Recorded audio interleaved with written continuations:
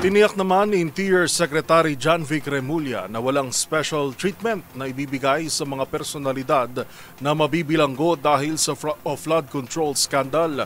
Ayon sa kalihim, kontraktor man o miyembro ng Kongreso, iisa lang ang tutulugan habang nagpapatuloy ang pagdilitis.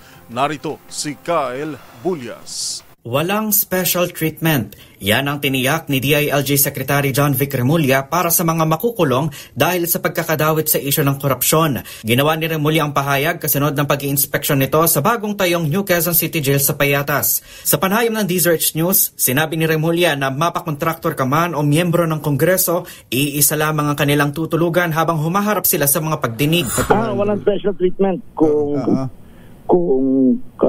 big time contractor ka, kung senator ka, kung congressman ka, kung alalay ka, isa lang titirahan nyo. Sama-sama, wala ho nung special cell para sa politiko. Wala po. Hindi katulad dati nung nasa Krami po sila. One per room, air conditioned, pwede magsugal ng 3 araw ng tulugan. Grabe Ang conjugal visit doon, with or without marriage certificate, pwede. So ito, talaga, magiging very strict kami and we will adhere to the guidelines ng DILG. Sabi ni Remulla, dito muna dadalhin ang mga may indict ng Sandigan Bayan dahil hindi sila pwedeng dalhin sa Campo Crame. Ani ay hindi sila pwedeng ihalo sa mga high-value individual ang mga dayuhang doong kasalukuyan nakadetena. Aabot sa 800 ang kapasidad ng bagong piitan kung saan bawat kwarto ay 10 katao ang laman.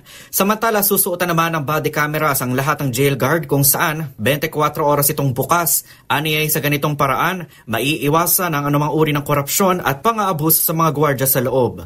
Para sa MBC TV Network News, ito si Kyle Bulyas ng DZRH. Una sa Pilipinas, una sa Pilipino.